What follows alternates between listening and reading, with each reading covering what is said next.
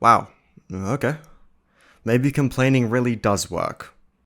Hi, my name is Hermes Metal. I'm the second coming of the Deepwoken lore god. Subscribe if you want the best and only proper Deepwoken lore videos on the platform, and I'm going to cut the intro short today because we have a lot to get through. Gale-breathed Shadowcast, the entire island of Leona, the Godstorm, as well as the leader of the authority, Dralis have all recently received massive lore reveals, and all of this has come to pass because the developers updated the item descriptions of 3 weapons after I whined about them a week ago. Thank you, Lord. Subscribe, like the video, share it to your grandmother, whatever. We really don't have time for the filler today. Let's begin. Right, so I recently made a video on the newly introduced island Leona, titled Deepwoken Lore is Impossible. Slightly exaggerative, yes, but the bulk of that video concerned a secretive location in Leona named the Lost Forge, as well as the 5 weapons that this forge enabled you to craft. These weapons were a disappointment from a lore perspective, to say the least. Considering this Lost Forge was clearly important to the backstory of this island Leona, it was quite disappointing to learn that the 5 weapons that the forge could create shed absolutely zero light on the forge's capabilities, backstory, or general purpose. Thus, I left off my last video on Leona largely unsatisfied, hence the inflammatory title.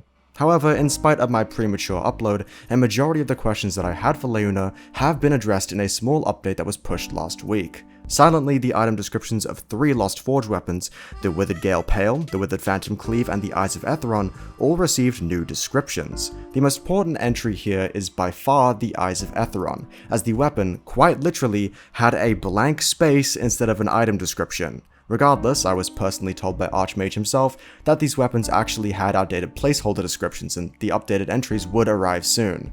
They did, and here we are. Since it'll be the easiest to digest, I'm going to address the Withered Gale Pale and the Withered Phantom Cleave first, as they shed the least amount of light on what we already know. The Withered Gale Pale, a legacy tarnished by your hand but granted fell strength by Leona's profane forge. The wind is known to hold voices captive, and held in your hands, you hear an earnest plea. Bury the forge, kill its memory, greed is their dagger. The Withered Phantom Cleave. The forge's workings singe a memory into the alloyed vessel, thinning its form into translucence. The cast of a vigil swordsman reflects from its depths, appearing sullen and drained of all vitality. Look, I won't judge you for thinking that this is simply more generic buzzword slop that doesn't actually say anything about Leona nor the Forge, but these 2 descriptions, regardless of their short length, speak volumes about the Forge and what it can do. I'll make this clear before I actually speak on the content here. This is a colossal leap in quality from the previous descriptions these 2 weapons once had, and it's clear that the developers haven't lost one step when a part of Deepwoken's lore receives the attention it deserves. Now to actually explain why these descriptions are so important, and if you haven't watched my previous video on Leona, don't worry, I'll recap everything you need to know. In short, Leona, the island wherein you battle the newly reworked interluminary Parasol, is clearly in a state of disarray, and is described by multiple sources as quite literally baked in ash. It's clear that Leona is Deepwoken's equivalent of Pompeii, the Greco-Roman town decimated by the eruption of Mount Vesuvius in 79 AD. However, the destruction of Leona is entirely unrelated to a volcano of any kind. In fact, it's attributed to the smiths that were hard at work within Leona. If you actually enter Leona in-game, you may come across a hidden forge, known as the Lost Forge. Ooh. The Lost Forge is able to alter weapons that you have and create what I'm going to describe as evil Vantablack weaponry. You can put 2 and 2 together here.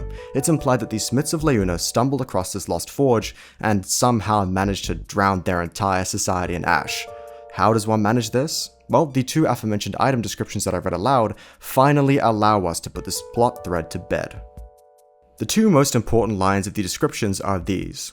The forge's workings singe a memory into the alloyed vessel, thinning its form into translucence, and bury the forge, kill its memory, greed is their dagger.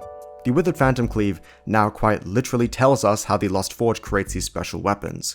The Forge is somehow able to store memory and singe it into the template that you do provide, transmutating it into an entirely new weapon. We don't know why the Lost Forge does this just yet, but the Withered Gale Pale can provide some clues here.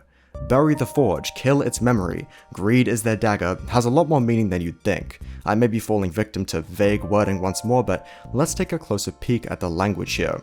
The memory that the Phantom Cleave told us about is attributed directly to the forge, as in, kill its memory. Its. However, the next line refers to a their rather than its.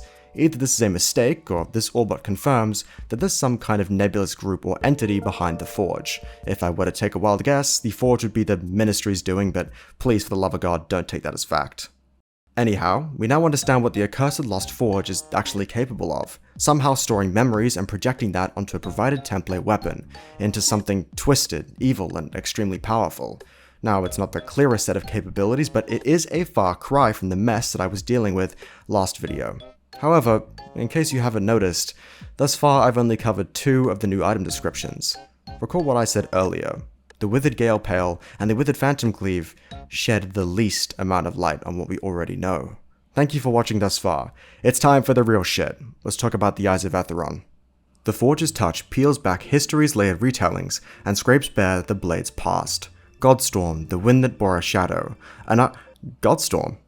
What the fuck? An eye at the heart of each furling spiral. Long before Dralis tamed it, and before the tides drew in, it was in contemplation of the devastation it wrought that mankind cultivated the art that would become gale-breathing. Yet, owing perhaps to its muse, this Nassian art would also become the foundation of shadow casting.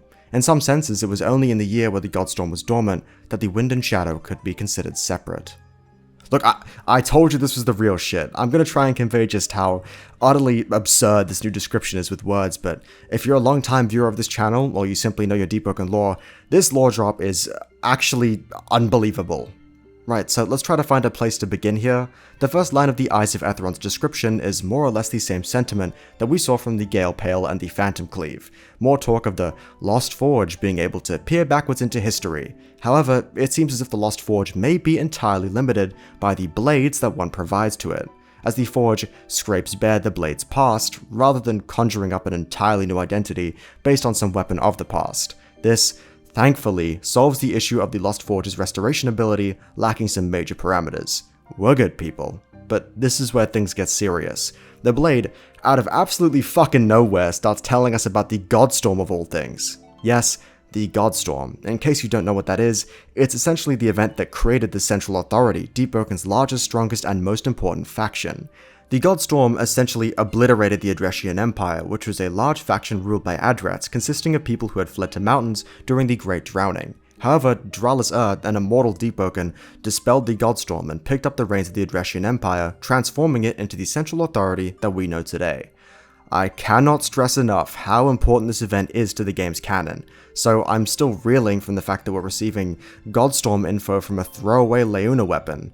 As for what it says about the Godstorm, well, the Godstorm, the wind that bore a shadow, wasn't some one-off calamity like I assumed. No, the Godstorm was a full-on natural disaster, something that was plaguing the entirety of Lumen. This elevates the scope of the Godstorm far beyond just the Adretian Empire and makes Dralis' feat of subduing it that much more impressive. However, the real reveal here is the origin of gale breathing and shadow cast. That's right, the art of gale breathing was directly inspired by the Godstorm, as, long before Dralis tamed it and before the tides drew in, it was in contemplation of the devastating, the Godstorm, wrought that mankind cultivated the art that would become gale breathing. It's not just gale breathing that we learn about here though, it's revealed that the Godstorm also indirectly birthed the act of shadow casting as well. Yet, owing perhaps to its muse, this Nassian art would also become the foundation of shadow casting. The Nassian art in question is gale breathed in its early stages. In case you're confused as to which came first, think about it this way. The Godstorm inspires mankind to cultivate a primitive, nameless art of bending the song. This raw art then becomes refined into gale breathe and shadow casting. In a way, this means that gale breathe and shadow cast are directly linked, tied together by a shared origin. The description itself puts it best. In some senses, it was only in the years where the Godstorm was dormant that the wind and shadow could be considered separate. I'd also like to make clear that this totally debunks the existing theory that each attunement was created by a Deepwoken, like Flame Charm was created by Pleaxty. I'm sorry, if you needed this description to finally understand that the Deepwoken and attunements aren't tied to one another, you may need to touch up on your lore. There is no Deepwoken of Gale Breathe, there is no Deepwoken of Shadowcast, and there certainly is no Tooth Fairy. However, there's still one more thing we have to address now that we have the reveals concerning Dralis, the Godstorm, Gale Breathe, and Shadowcast, respectively, out of the way. What did the smiths at Leona make from the Lost Forge that destroyed their entire island?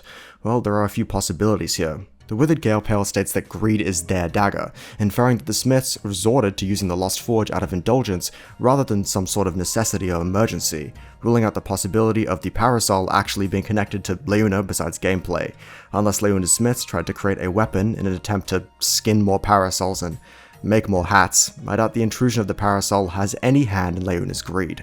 Perhaps the parasol has arrived at Leona after the island's destruction in an attempt to acquire DNA from the corpses of any fallen Smiths.